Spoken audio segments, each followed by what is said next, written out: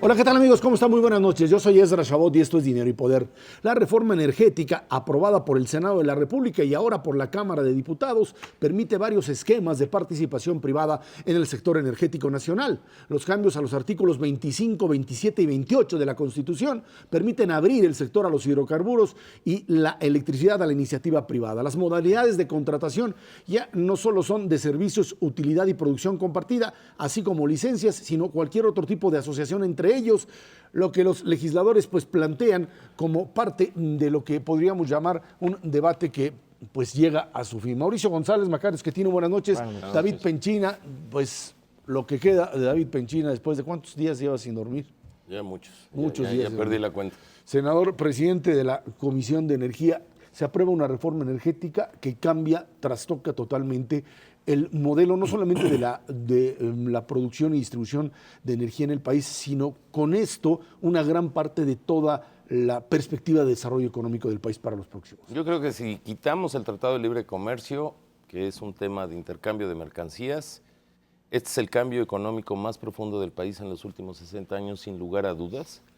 Después del agotamiento, pensamos los que lo hicimos y que además construimos una mayoría, de un modelo energético que estuvo construido en 8 décadas sobre la base de un monopolio que deja claros y oscuros, que le generó al país sí muchos beneficios, pero que también generó unos saldos en materia energética que hoy ya son inaplazables y que teníamos que enfrentar.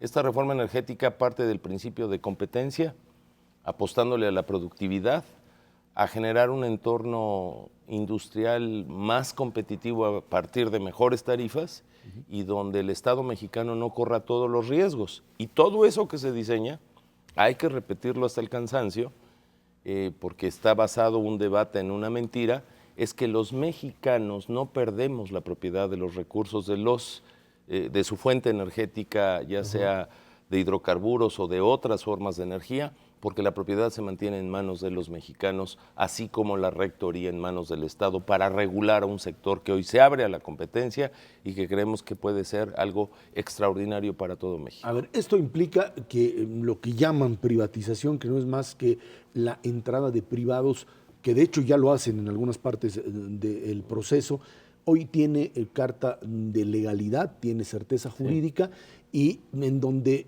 Pemex sigue teniendo elementos digamos, de fuerza en términos de los contratos, porque tiene derecho a escoger qué se queda con él y qué es lo que desecha.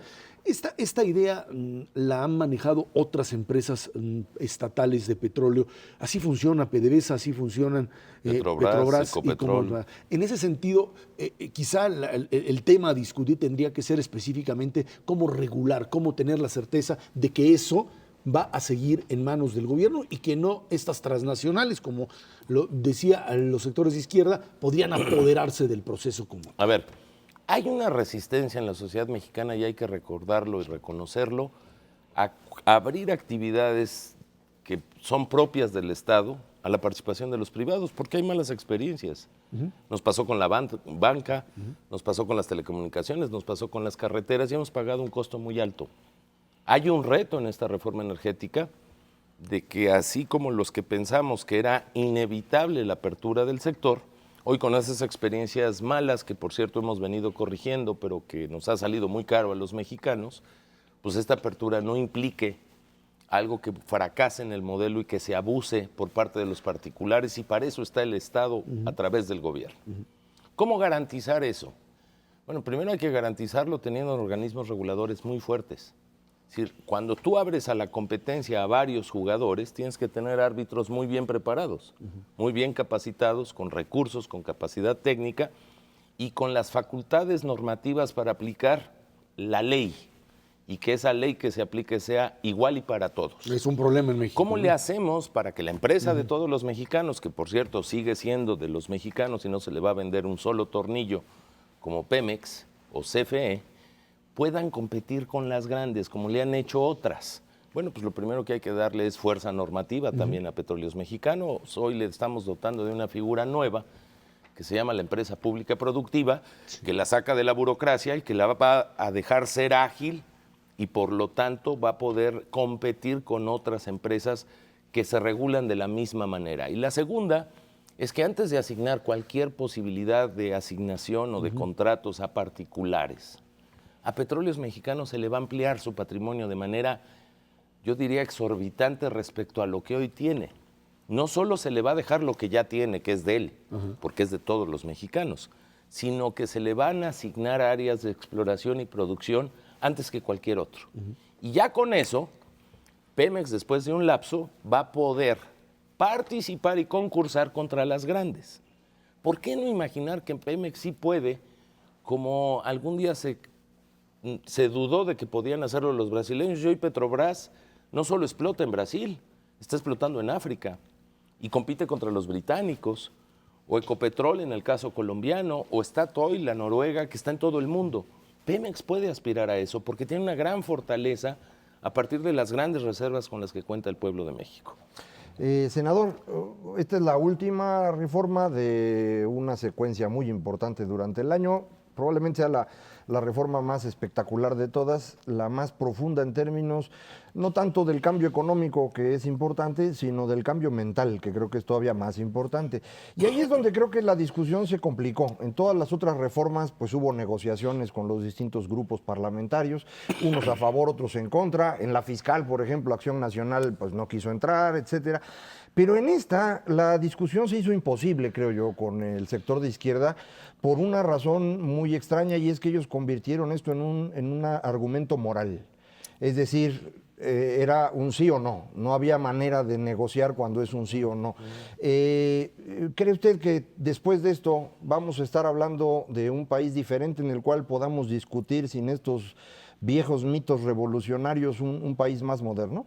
Yo creo que hay un saldo muy triste y una gran oportunidad después de esta reforma. ¿Cuál es el saldo triste? El encontrar una izquierda mexicana que tiene el mismo debate de hace 80 años. Hace 80 años México tenía, si no mal recuerdo, 16 millones de mexicanos, que yo recuerde en los libros no registra que había internet ni celulares. Hoy somos 120 millones de mexicanos en un mundo global que cambia todos los días de manera rápida porque el hombre ha adoptado ciencia y tecnología para lograrlo. El saldo es de veras doloroso encontrar una izquierda que no tiene argumentos, que se va a un debate con consignas, no con argumentos. ¿Cuál es la oportunidad? El cambiar la estructura de un sector económicamente muy poderoso, porque somos un país que tiene gran riqueza energética y es uno de nuestros grandes motores, yo diría, es el gran motor, y construir una nueva forma de competir, no a través de un monopolio. Quien no compite no se supera. Y creo que aquí estamos trastocando algo que seguramente muchos de nosotros tal vez ya no vivamos a plenitud, pero que sí va a generar una actitud en nuestros hijos y en nuestros nietos de la oportunidad de crecer a partir de competir. Y que terminemos este viejo mito de un tema que parece ajeno al sector energético y que es lo más profundo de la reforma energética, que es cómo combatir la pobreza. Ya nos demostramos, gobiernos priistas, gobiernos panistas, gobiernos incluso perredistas en otros estados de la República, que a través de la dádiva no se sale de la pobreza. Sí. Y esta puede ser una condición de un nuevo paradigma energético, industrial, comercial, de convivencia de una sociedad, y ese es el reto de hacerlo bien. Ahora, yo creo que en este argumento que dice Macario, el problema es que durante mucho tiempo los gobiernos priistas transformaron el asunto del petróleo en un símbolo nacional, más que en un elemento que pudiera tener apoyo. Hoy la izquierda rescata el argumento del nacionalismo revolucionario, se monta en él frente a un PRI que finalmente decide que hay que ser lo suficientemente pragmáticos como para poder combatir pobreza, como dices tú, con recursos y utilizar el petróleo. A ver, creo que nadie duda de que yo soy priista, no. Y creo que la crítica va hasta el PRI. Es decir, también el PRI fue corresponsable de un modelo que se construyó a partir de un hecho histórico en 1938 que le dio pertenencia a un país después de un movimiento revolucionario. Hoy el PRI reconoce todo lo que hizo ese modelo, pero también reconoce que tuvo claros y oscuros. Y en esa medida también creo que en esta pieza legislativa se tiene una enorme oportunidad. La clase política dejó de ser mezquina. Y lo digo de verdad porque fui parte de ello.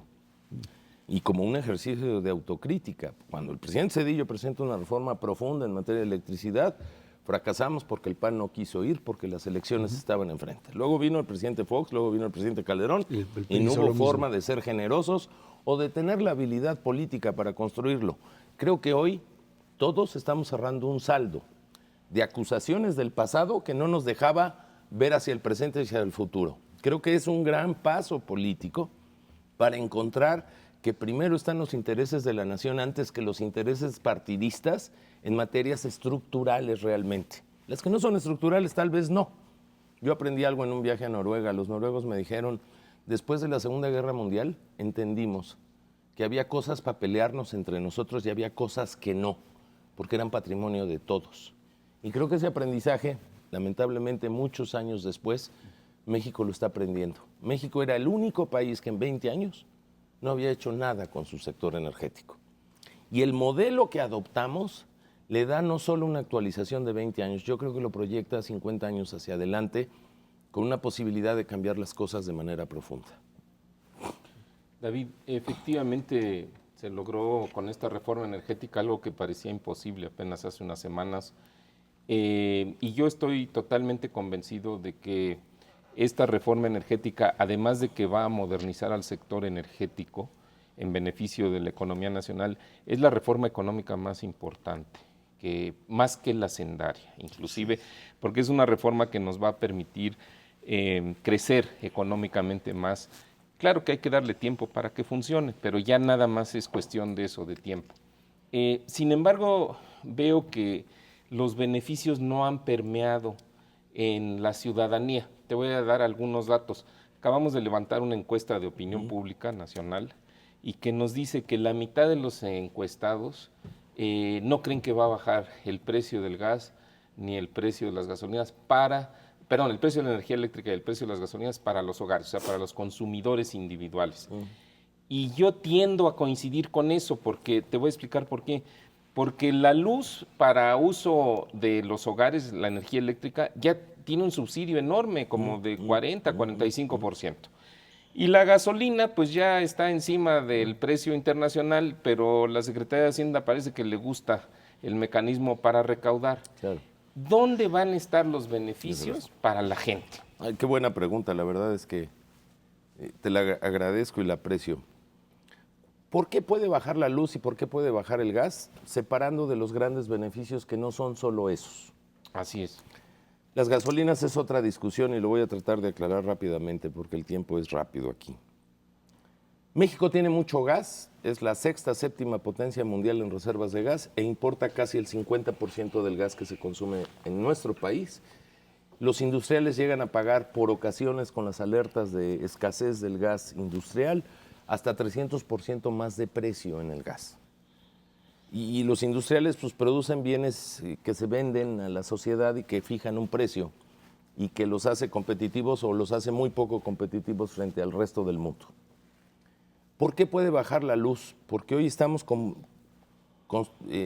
generando electricidad con 80% de fósiles, que son combustóleos y carbón, y que aparte de que ensucian mucho la atmósfera en México, es muy caro respecto a poder hacer con gas electricidad, lo cual generaría un beneficio doble.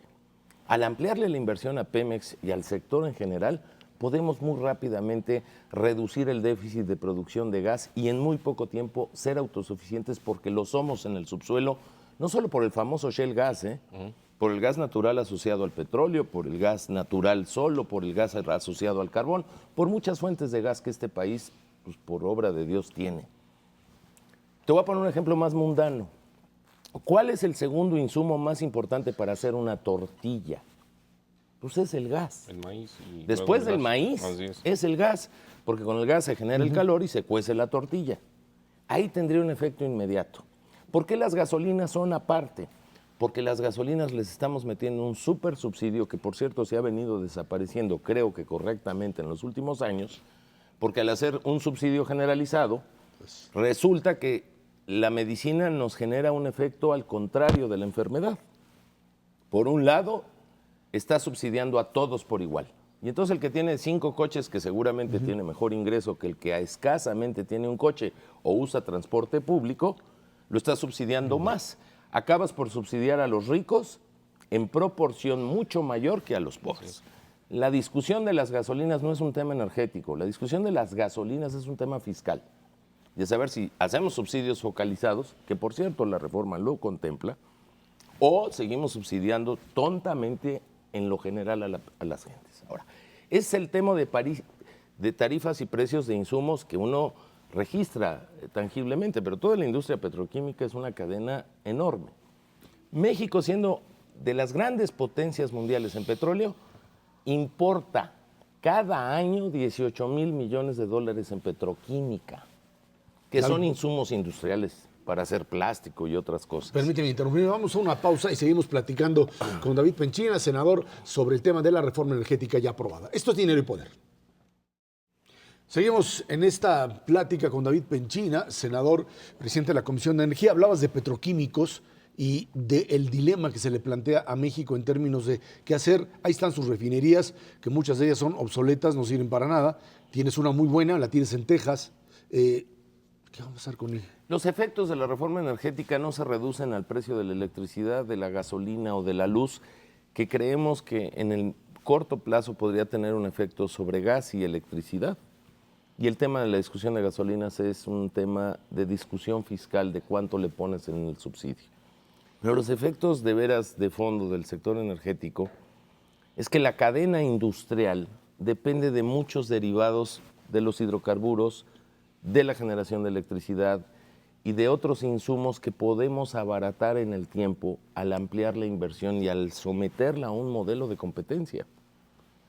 Hoy no puede ser que, siendo la quinta potencia mundial del petróleo estimada en reservas, estemos importando 18,000 millones de dólares anuales de petroquímicos para hacer plásticos, para poder procesar fibras, telas, donde el industrial lo sacamos de competencia frente a sus competidores. Entonces, este es un motor para fortalecer al sector industrial. Yo diría que el gran beneficio del sector de la reforma energética va a ser competitivo al sector industrial mexicano. Y eso en español, ¿qué significa? Muchos empleos. Bajo una premisa... Muchos empleos. Si me permites, en el sentido de, para que eso suceda, y es pregunta más que otra cosa, Pemex tendría que ser mucho más eficiente produciendo de lo que ha sido, porque si no, a lo mejor de todas maneras nos saldrían más baratos los petroquímicos importados que los petroquímicos producidos aquí. Es correcto. Pemex va a tener que ser muy competitivo para perdurar en el tiempo como una empresa de los mexicanos, por eso le dimos el patrimonio y las herramientas administrativas para que lo haga.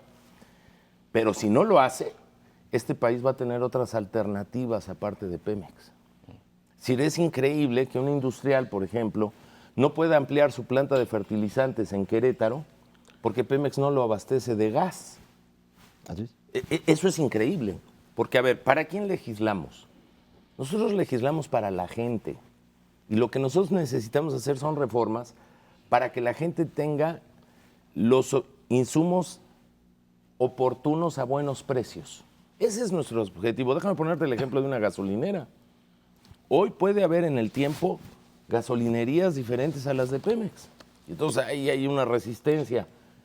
¿A quién defiendo? ¿Al gasolinero que es dueño de una gasolinera o al consumidor que podría tener varias opciones de dónde ir a comprar gasolina a precios diferentes? Es el famoso ejemplo de la tienda de las velas en el pueblito, ¿no? Cuando hay una sola tienda, pues las velas son muy caras. Llega a otra tienda y lo primero que baja es el precio de la vela que hay que comprar en un pueblo donde no hay luz. Bueno, ese es el ejemplo. ¿A qué nos abocamos los legisladores? A pensar en los mexicanos, a pensar en los industriales que están limitados en la generación de empleo porque los insumos son muy caros. Ahora, David, en ese tema, el tema sindicato estuvo ahí presente. De hecho, lo sacaron prácticamente del Consejo de Administración. Y esto implica para muchos pues la posibilidad real de que haya una reorganización interna y dicen despidos de trabajadores. No, hombre. A ver. Hay que leer el primer artículo del transitorio de la reforma constitucional donde estamos garantizando que ningún derecho laboral de ningún trabajador del sector energético va a ser ni violentado ni va a perder un ápice de lo que han ganado con toda justicia y todo derecho. ¿Qué le dimos a Pemex y a CFE? Un gobierno corporativo. Y como tal se tiene que comportar porque va a competir contra otras empresas que tienen gobiernos corporativos. Hay una bandera política planteada por el PAN Y yo diría que con todo lo que nos dolió a los priistas sacar al sindicato del Consejo de Pemex, porque no estuvimos de acuerdo, pero tuvimos que abordar una negociación que pudo haber puesto en riesgo la negociación misma. Claro. Hoy lo que le queremos garantizar a los trabajadores es que sus intereses van a estar velados por los representantes del gobierno. Y que a través de los independientes, con el mandato que le pusimos a la reforma de que no se puede retraer ningún derecho laboral ya adquirido, esa premisa se cumpla. Al respecto, le están dando a Pemex y Comisión Federal una característica que no tenían. Van a ser empresas Públicas, productivas. que al final aclaran los transitorios qué significa eso, y es una obligación de incrementar el valor económico, que eso es importantísimo, porque ese no es un objetivo tradicional de una empresa pública, y ahora sí lo es muy, muy importante.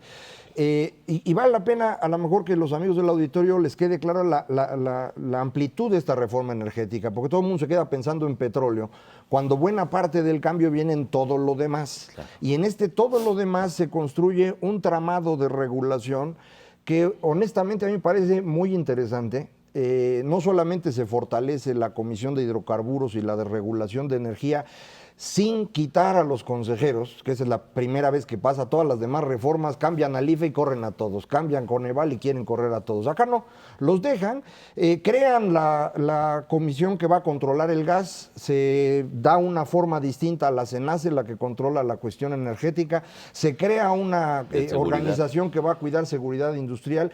Entonces hay un marco regulatorio verdaderamente interesante que yo creo que mucha gente no lo ha visto. Entonces, si se los puedo explicar. ¿Por qué no había reguladores fuertes o por qué no había otros reguladores que estamos creando? Pues porque el partido de fútbol nada más tenía un equipo. Un monopolio. Si la Comisión Nacional de Hidrocarburos, la Comisión Reguladora de Energía ya existían. No necesitabas árbitro, nomás. Creo que la Comisión técnico. Reguladora, la Nacional de Hidrocarburos, hoy tiene 80 empleados. Pero pues nada más regulaba al monstruito, que además pues no lo regulaba.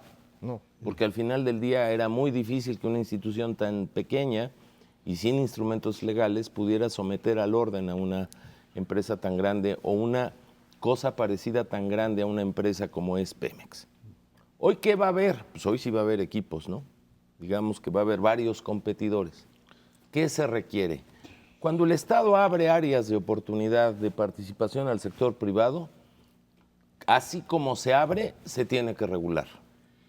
Y hoy lo que estamos haciendo es un modelo de reguladores consistente con el tamaño del reto. ¿Quién va a asignar los contratos a particulares? ¿De qué forma lo va a hacer? ¿Cómo nos vamos a enterar los mexicanos y vamos a poder estar cerca de que lo que es nuestro se ponga en juego a través de la explotación o la exploración de particulares? Pues a través de organismos reguladores. ¿Cuál es la mejor herramienta para combatir la corrupción? La mejor herramienta para combatir la corrupción es la competencia. Y entonces al abrir a la competencia, pues uno va a ver a cómo gasta Pemex en explorar un pozo y a cómo gasta otra empresa a explorar ese pozo. Y entonces los costos tendrán que ir en competencia en beneficio del usuario y en beneficio de los que somos dueños del petróleo. Con el hecho de que ahora sí que Petróleos Mexicanos tendrá mano en el asunto, yo digo cuáles quiero hacer, como parte, digamos, de una ventaja que seguramente Pero además no va a haber otra muchos. oportunidad muy importante. Pemex no solo va a poder explotar y explorar lo que tiene y lo que se le asignará directamente. Pemex también se va a poder asociar. Quiero pensar en un pozo de agua profunda en el Golfo de México, donde Pemex hoy no tiene esa tecnología, pero tiene la asignación de un espacio para explorarlo y explotarlo. Podrá asociarse con alguien que cuente con esa tecnología y evitar riesgos que hoy Pemex, a nombre del pueblo de México, tiene que pagar. Corre solo y que cuando pierde, pues perdemos todos. Pero no es una ventaja absoluta, hay que dejarlo claro. Pemex tiene una ventaja de 3 años. Y si en 3 años no resolvió, puede extenderlo hasta 5. Y si en 5 no pudo, se acabó. Entonces también digo, se limita. Es correcto. ¿No? Oye, David, otro tema desde hace muchos años en el país ha sido la renta petrolera. Ha habido la acusación de que Pemex ha dilapidado la renta petrolera, o sea, que se han desperdiciado los recursos del petróleo y por eso la resistencia en parte a la reforma. Ahora se habla de que se va a crear un fondo petrolero. ¿Qué va a hacer ese fondo? Y dos, yo entiendo que el fondo lo va a administrar el Banco de México.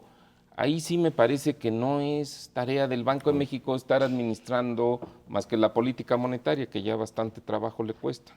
A ver, es la primera vez que se hace una reforma pensando en que la renta petrolera de los mexicanos, que por cierto no la hemos comido y no se la hemos heredado de la manera más correcta a las generaciones futuras, si entendemos que el petróleo es un recurso no renovable, hoy hacemos una reforma primero.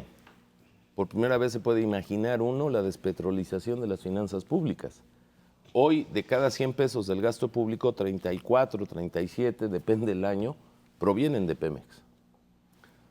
¿Qué va a pasar con lo que se empiece a generar más de ingresos de la renta petrolera por arriba de esos 34 pesos que hoy aporta al gasto público? Pues se va a ir a un fideicomiso al Banco de México, donde estará el gobierno y la institución como el Banco de México, que es una institución que sí tiene herramientas para hacerlo en su propio mandato, porque no solo tiene la política monetaria, y que puede jugar en la vigilancia y en la seguridad y quitarle la tentación al gobierno de que ahí tiene un fondo donde le puede echar la mano cuando el gasto público no alcanza. Es decir, es la primera vez que vamos a transferir renta para ir abatiendo una serie de fenómenos y pensar que algún día podemos empezar a ahorrar la renta petrolera, que no nos la llevemos nosotros a la tumba, sino que le heredemos a nuestros hijos, que empiece a resolver el problema tan grave de pensiones que tenemos en este país y que cuando ya se generen muchos recursos en ese fondo, lo que sude el fondo financieramente lo podamos meter a obras de infraestructura. A mí me parece que este es uno de los grandes acontecimientos de la forma del ahorro interno de los mexicanos, de lo que hace con sus recursos, porque hoy no los hemos dilapidado necesariamente. Hoy yo digo que de cada 100 carreteras, 38 ha hecho Pemex, ¿eh? Así como hay críticas, también hay que reconocerlo. Pero, como hoy vas a tener varios generadores de ingreso de la renta petrolera, no solo a Pemex, ese excedente financiero, ¿a dónde lo mandamos? Porque si nos ponemos a gastarnos todos, nos vamos a volver locos. Y el día que caiga el precio del petróleo, otra vez. ay, nanita, ¿no? Ya nos pasó en los 80s, digo, hay que tener memoria. Pero ahí hay un punto que yo creo que vale la pena que el auditorio tenga claro. Efectivamente, el gobierno federal ahora no depende en 30% de sus ingresos 38. de Pemex, 38 de hecho.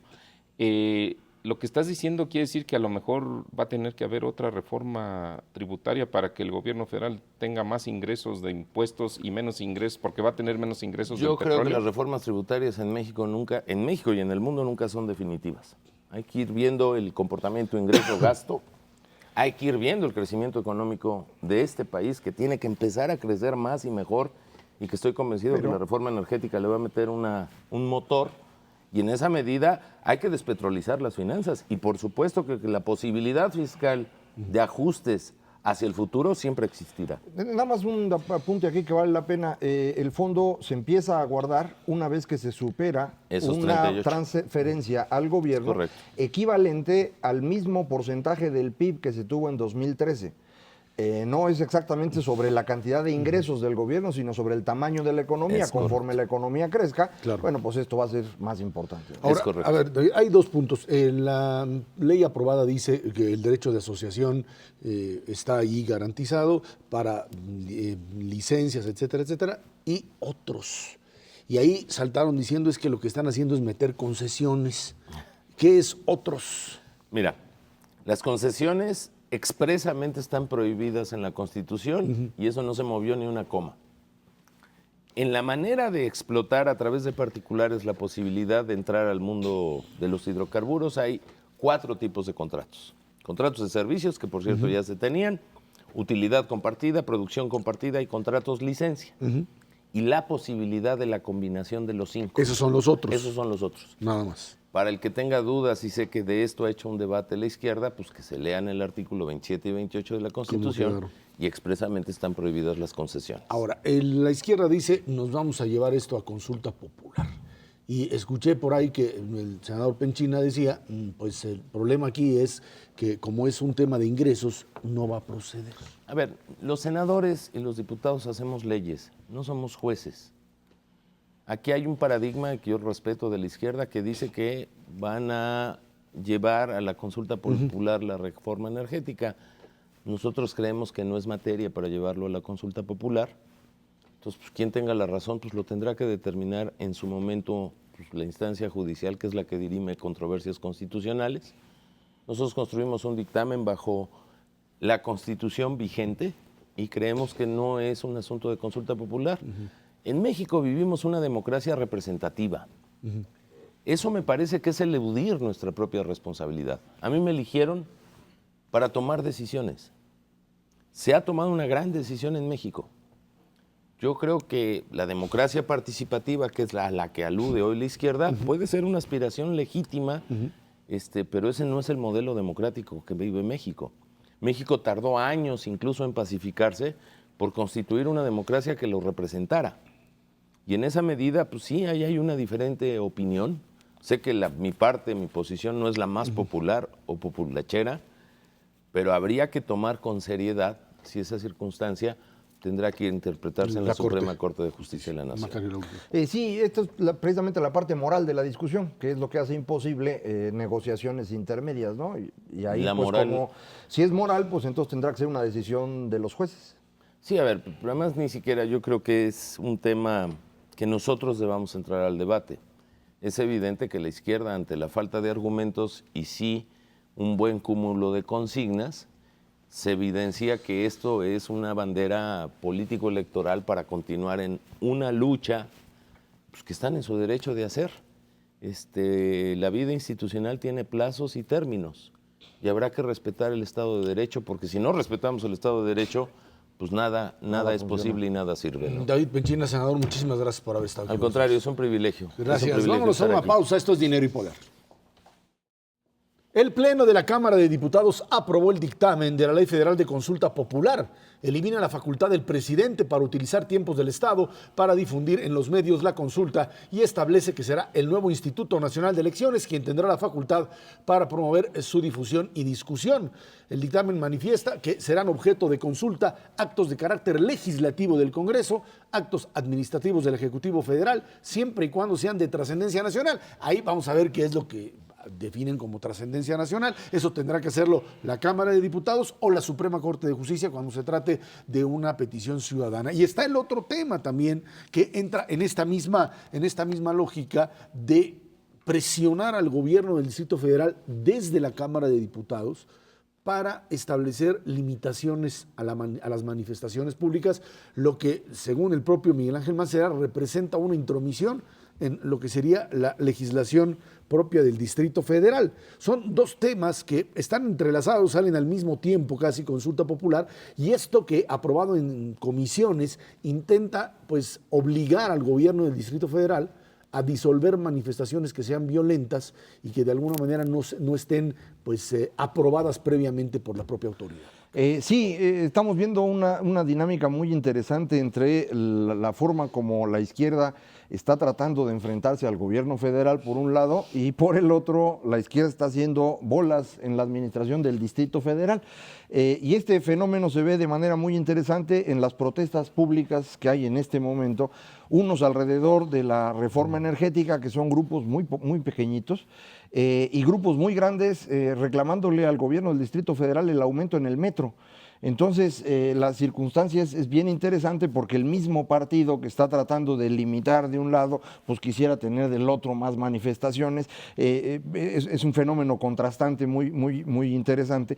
En términos de la consulta popular, además de lo que ya comentabas ahorita, hay restricciones constitucionales. No se puede hacer consulta popular sobre ingresos y egresos del Estado. No se puede hacer sobre seguridad nacional o sobre cuestiones del ejército mexicano. O electorales. O de derechos humanos. Y derechos humanos. Este es bien importante porque electoral y derechos humanos. Derechos humanos es bien interesante porque, por ejemplo, el aborto, que es un tema importante que todo el mundo diría, bueno, que lo lleven a consulta, no se puede, porque puede ser interpretado como derechos humanos, no sé exactamente de quién, si de la mamá o del que van a hacer o de lo que sea, pero son derechos. Y un poco esto tiene que ver porque los temas de derechos humanos a final de cuentas son estos asuntos morales a los que me referí hace ratito en la plática con el senador Penchina, para la izquierda el petróleo es eso, entonces es bien complicado decidir, ¿no? Bueno, yo creo que mucha de la atención se ha centrado en esto de la consulta popular, en el tema de si el PRD, mediante esta consulta en el 2015, va a poder echar para atrás la reforma energética que pues prácticamente está aprobada. Bueno, yo creo que todavía la Corte, como decía el senador Penchina, tendrá que decidir al respecto. Pero me parece que lo que se ha perdido en la discusión son las figuras con las que se puede hacer la consulta popular, que a mí me parece que son figuras interesantes. Está el plebiscito, está el referéndum y está la iniciativa popular. Y bueno, básicamente el plebiscito en donde ¿no? a la gente se le puede preguntar sobre alguna acción que pueda tomar el gobierno, el referéndum que tiene que ver con la modificación o cambios en algunas leyes o en la propia Constitución, y la iniciativa popular en donde la gente, ¿no? un grupo de ciudadanos podría de alguna manera promover o de alguna manera pugnar por cambios en alguna legislación. Creo que son figuras modernas. A mí me parece que en ese sentido la consulta popular puede ser un avance siempre y cuando no se abuse de ella y siempre cuando se maneje bien, porque lo acabamos de ver con el tema del aumento del precio del metro. Bueno, pues si le hubieran preguntado simplemente a la gente en las 3 encuestas que se hicieron si estaría de acuerdo que se subiera el precio del metro, te prometo que más de la mitad hubiera dicho que no. Pues dijeron que sí, según la encuesta. Bueno, dijeron ¿no? que sí porque se les planteaba que a cambio de eso podrían recibir un mejor servicio, que yo creo que esa es, digamos, una pregunta mucho más honesta y balanceada, ¿no? Lo que hay que evitar en las preguntas, en ese tipo de preguntas, en los referéndums y en los plebiscitos, es los sesgos en la pregunta, porque si no, pues obviamente que ya de entrada la respuesta está predefinida. Obviamente, si tú a cualquiera le vas a preguntar si quiere que pague más, aunque le pongas encima que va a ser mejor el servicio, no, a mí déjemelo así, yo no quiero pagar más. Bueno, pero no fue así en el metro, 55% de la gente dijo que sí. Es cierto, ahí está. Ahora nada más falta que le cumplan. Sí, ese es el otro problema, pero yo creo que además este asunto de la consulta y el tema o el debate con respecto a las manifestaciones entra en esta dinámica, primero la consulta popular como una concesión directa a una demanda del PRD. Lo que pasa es que lo que no querían era aceptarle que se iba a consulta popular, incluyendo el tema de reforma energética. Y ahí es donde el asunto truena. Por otro lado, se trata de presionar directamente a una autoridad capitalina a través de esta demanda de que pues contengan las manifestaciones violentas, los bloqueos que son ilegales como tales, pero que lo hagan en función también de que se han visto beneficiados por una serie de acuerdos con el gobierno. Esto es muy claro. O sea, la reforma hacendaria y el fondo de capitalidad para el Distrito Federal, el jefe de gobierno capitalino hoy está en las mejores condiciones de mantener una relación con el gobierno federal y no puede, por su propio proyecto de ciudad, alinearse con el planteamiento de su propio partido. Y tiene que comenzar a, pues, equilibrarse porque, por un lado, tiene el apoyo del gobierno federal para el desarrollo y los recursos para la ciudad, y por otro lado tiene la presión de los grupos políticos. Pero a mí la reacción, perdón, con la venia de Macario, del jefe de gobierno y sin su venia, no. También nos da lo mismo, pero bueno, total. Es lamentable la reacción del jefe de gobierno del Distrito Federal, porque él lo que dice es, primero alegando que se está violentando la autonomía del DF, que esto no se debería de legislar en el Congreso. Bueno, pues si se hubiera legislado en la Asamblea, el Congreso no tendría por qué haber tomado cartas en el asunto, primer punto.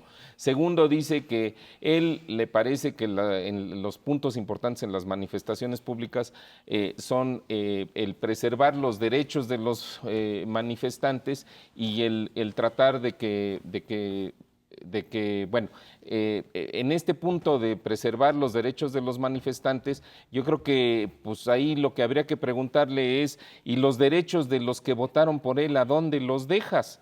Porque son más los derechos de esas personas que los derechos de los manifestantes. Entonces, ahí me parece que sí es una reacción pues que no le gustó porque simplemente no lo rebasaron. Muy rápidamente, nomás un apunte sobre la consulta popular. El plebiscito es más antiguo y es una herramienta del fascismo para quitarse de encima al Parlamento. Entonces, el riesgo de las medidas de democracia directa, que a veces lo que hacen es una relación directa entre un caudillo y las masas. tasas y quitando todo el mecanismo de democracia representativa. Por eso es riesgoso, ¿no? Bueno, vámonos a una pausa. De regreso platicamos con usted. Finanzas públicas, algo que pues se ha modificado en los últimos días aquí en nuestro país. Esto es Dinero y Poder. Banco de México mantuvo en 3.5% el objetivo para la tasa de interés de referencia debido a que la actividad económica en México regresó al crecimiento. Explica que esta decisión es resultado de un mayor dinamismo de exportaciones y un comportamiento mixto de la demanda interna. Bueno, ahí está datos que hablan finalmente después de la caída de los primeros 3 trimestres. Algo que comienza a moverse, ¿sí? Economía mexicana empieza a vincularse con la norteamericana, una norteamericana con datos muy buenos, tan buenos que ahora sí todo el mundo está seguro que la próxima semana, a ver qué pasa, la Reserva Federal empieza a quitarle porque esto ya está muy bien y no se necesita. Lo cierto es que el escenario para México, para sus finanzas públicas, está mucho mejor de lo que hubiésemos pensado iba a terminar el año, ¿no? Sí está mejor, Esra, pero hay que tener cuidado. Mira, en primer lugar, efectivamente, hoy se publica la producción industrial para octubre, ya tuvo un ligerísimo crecimiento. Bueno. Esa es una buena noticia. Pero yo te diría, las finanzas públicas las tenemos que analizar en 3 conceptos, lo que es el déficit, lo que son los ingresos y lo que son los gastos. Si vemos el déficit para los primeros 10 meses del año, que pues prácticamente ya nos marca el año en su conjunto, hubo un déficit de 218,000 millones de pesos contra 163,000 que ocurrieron en ese mismo periodo del año pasado. Entonces, sin embargo, nos damos cuenta de que a pesar de que hay pues 60,000 millones de pesos más de déficit público, no hubo mucho más crecimiento económico. Entonces, lección número 1, los déficits públicos no generan crecimiento, entonces nomás hay que tener cuidado para la política fiscal que está un poco laxa, digamos, ¿no? Con la reforma hacendaria. Pero sí te ayudan, pues tienes dinero. Pues a ver, dime, pues No, bueno, ¿a dónde está? Cuando se conjuga con otro tipo de ingredientes, solito no funciona. Sí, cuando se conjuga con productividad y con otras cosas. Pero bueno, ¿qué es lo que sucede? Si vemos las cifras del gasto, el gasto de los programas de gobierno sigue estacionado. 0% de crecimiento en los primeros 10 meses del año y el gasto de obra pública, el gasto de inversión física directa, como se le llama en las cuentas fiscales, con una caída del 4%. Bueno, pues entonces ahí no hay manera de que la economía crezca cuando tienes frenada la inversión pública en obras, sobre todo la inversión en infraestructura.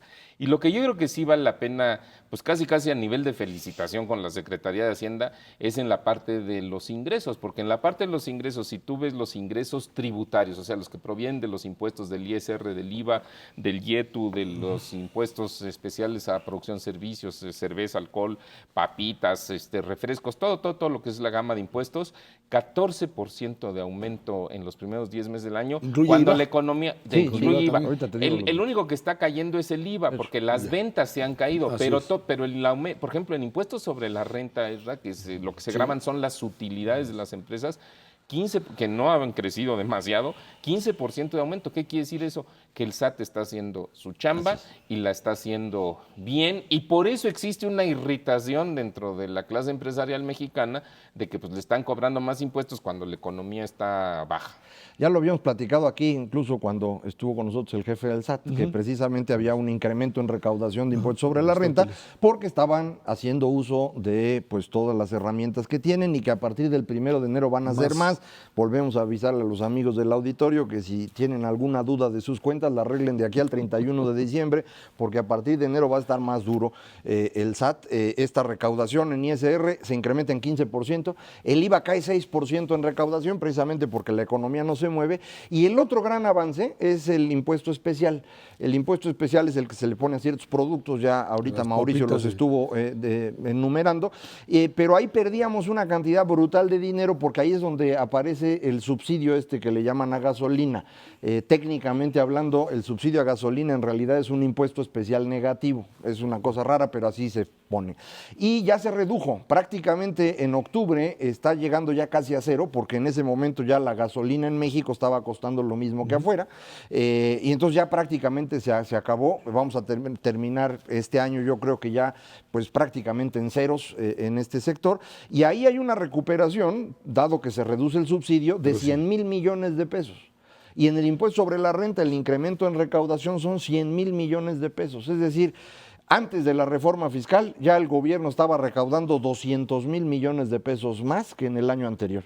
Ahora, sumándole a eso la reforma, creo que la recaudación va a empezar a notarse más, es decir, creo que es un camino correcto para que el gobierno tenga más recursos y pues tengamos menos riesgos de problemas financieros hacia adelante. El tema de déficit, incluso podríamos pensar que si el resultado del próximo año se da en esta línea, ¿podría no llegarse al nivel de endeudamiento? No, sí se va a llegar, no, porque, eso, pues, porque lo que estamos diciendo es, el gobierno tiene que, mira, con las reformas estructurales, particularmente la energética, la que platicamos hoy, se puede generar una inversión productiva muy fuerte, pero eso va a tardar largo 2 plazo. o 3 años. Entonces necesitas una especie de puente económico en lo que se empiezan a notar esos resultados. Y ese puente, el gobierno actual, el presidente Peña Nieto, decidió que se llama aumento del gasto público. Y mediante ese aumento del gasto público lo que van a hacer es, ¿no?, dejar planito el terreno para que la economía pueda ahí empezar a despegar, y ya cuando empiece a llegar esa inversión, pues ya entonces esa inversión productiva que empiece a agarrar su ritmo de crecimiento económico, vamos a decir, natural. Pero sin ese puente no hay es manera. el famoso balance estructural al que se refieren. Cuando la economía no se mueve, el gobierno gasta, esperando que en un año empiece ya a fluir mucha más inversión a México y ellos puedan empezar a retirarse y la economía funcione sin problema. Ahora, lo cierto es que de una manera clara el gran riesgo que distintos sectores empresariales siguen planteando está en que este déficit no se detenga en los próximos años. Hay el compromiso, el establecimiento de ley, pero también... Pero también hay historia, ¿no? Y Sí, desde esa es la otra parte. don Luis Echeverría, aquí estamos ciscados todos los mexicanos. Digo, no queda más que confiar en que efectivamente se va a cumplir porque este es un acuerdo, ¿no? Ahora, el tema... Pero no se va a detener, no, eso está clarísimo. No se va a detener, y aquí, si nos vemos dentro de 2 años, podemos revisar las cuentas.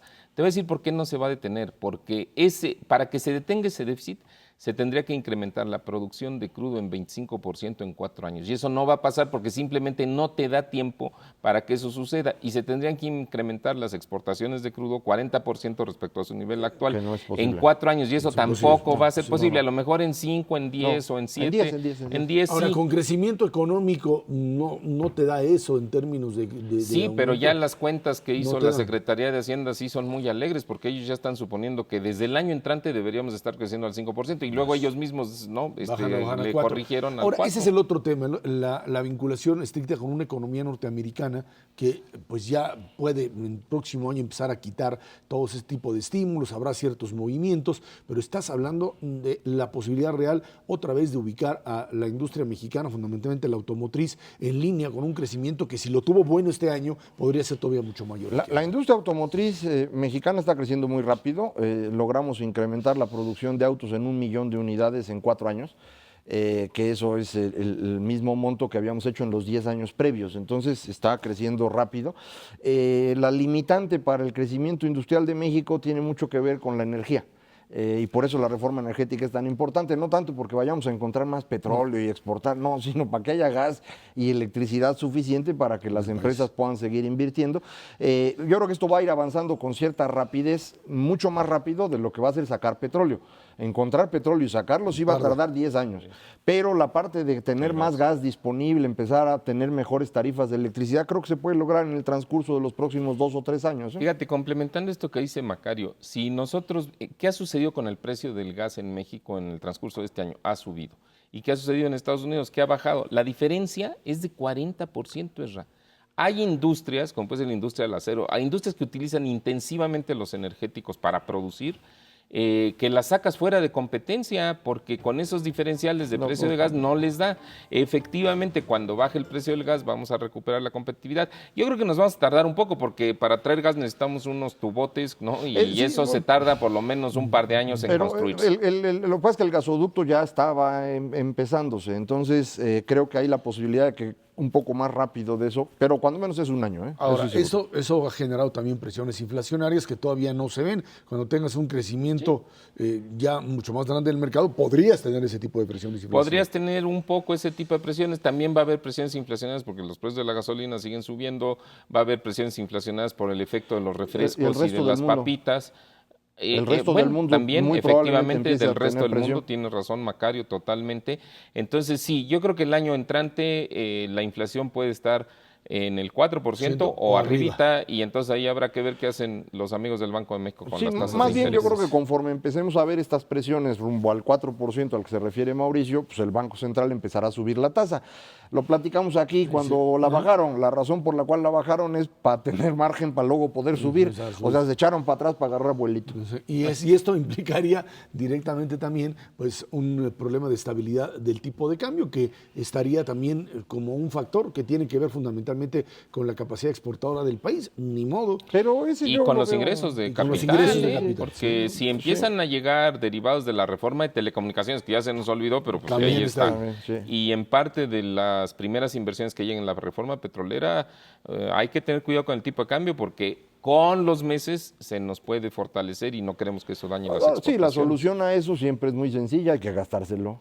Es decir, en vez de estarlo acumulando en las reservas del Banco Central, lo podemos No, pero no hay utilizar para manera. importar más. No, porque las reservas solo suben cuando se genera un excedente de Por eso petróleo. sí, pues, pero si nosotros empezamos a gastar más en importaciones, nos gastamos Bueno, los dólares. gracias a Ya Macario gasten.